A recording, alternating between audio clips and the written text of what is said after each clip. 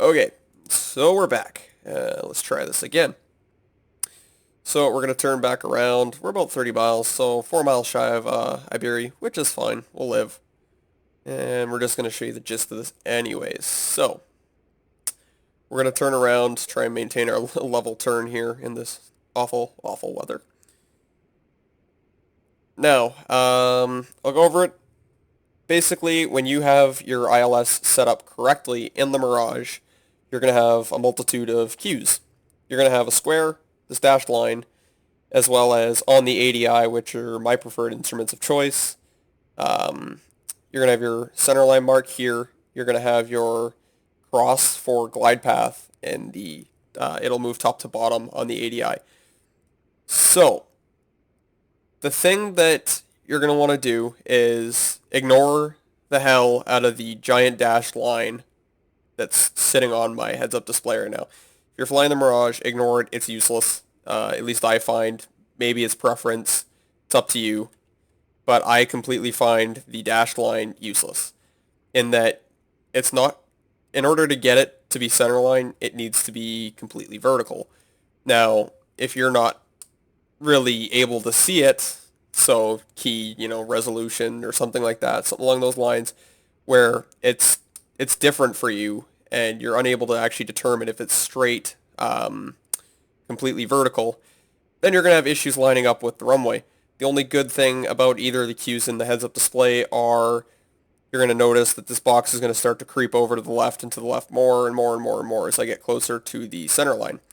And I'm going to keep using you'll notice the knee board repeatedly in order to try and get myself lined up on the approach.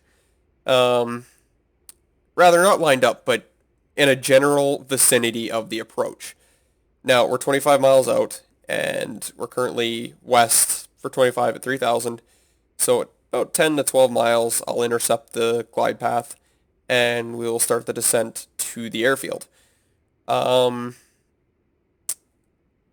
Now, you're going to notice that we currently have no real cues coming from the airfield. Although, as I say that, the centerline marker is actually just starting to move, so that's good. That means we're coming up close to the actual flight path that you want to maintain on the way down.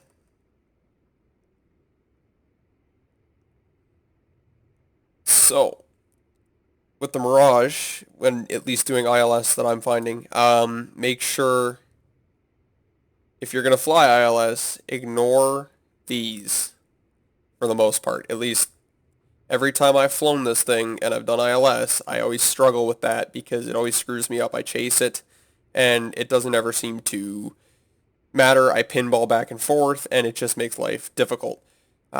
So the method of choice is the good old ADI down here.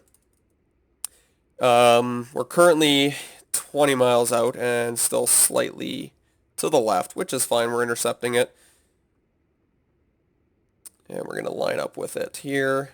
And you'll notice that the dash line is straight, and the square is lining up with our flight path marker, but still see how we're slightly off? So we're going to hold about there, and that should bring this guy should center pretty quick here. Still 18 miles out, which isn't too bad.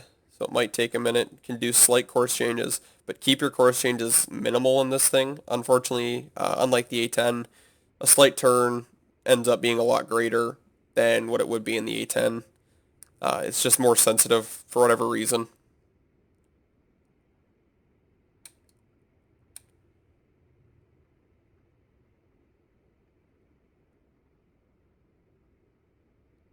So there we go. There's about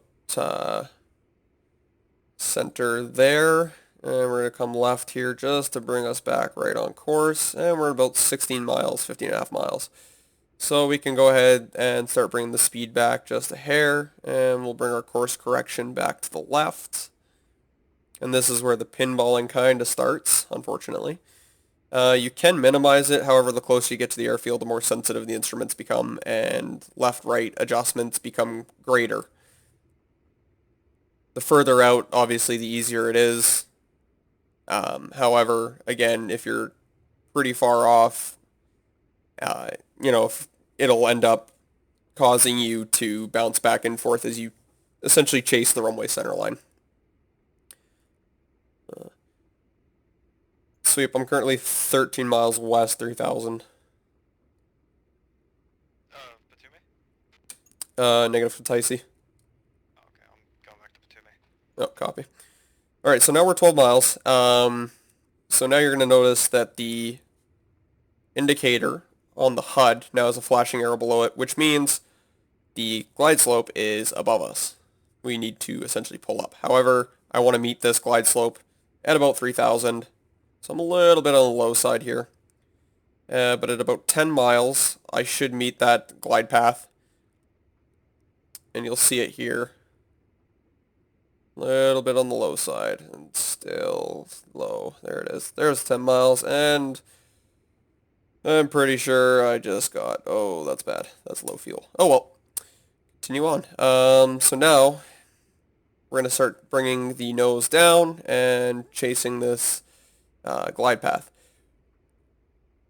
We're a little bit to the left of the center line right now, so slight course change, a couple degrees to the right, as well as bringing back the throttles and bringing the aircraft center, as well as bringing the nose down to get us back onto the glide path. So you'll notice that the glide path is starting to come back up.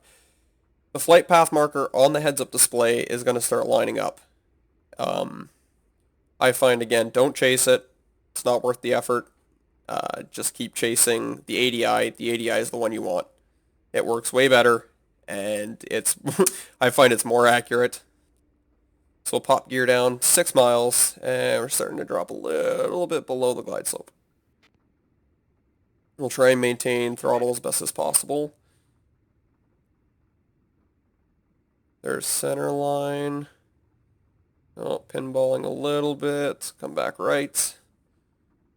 And again, you're going to notice this is getting a little bit more sensitive as we get closer. Again, that's just the nature of the instruments. Yeah, so I turned off the HUD, and that was great. Oh, nice. Yeah, I ignored the hook this time. So we'll bring the nose up here, and we're a little bit low on the glide slope, which is fine. Alright. So now, see how it's starting to come back in? So I'm going to bring the aircraft left a bit to change my course correction so that I'm not going to fly through the center line, but rather try and meet up with the center line rather than fly through it. And that should, in turn, get me right to the airfield.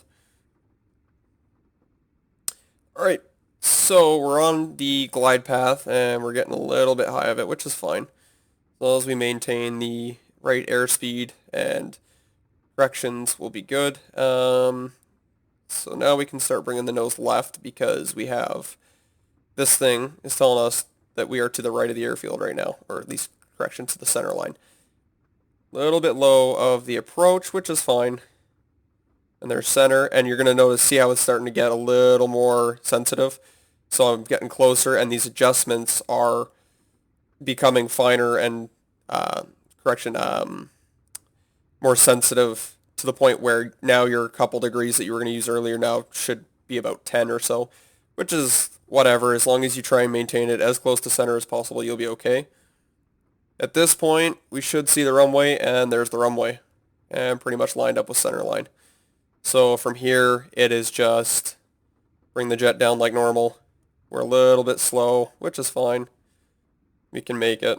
And glide it down, use the radar altimeter, squeaky landing. But we're going to do a go-round, so.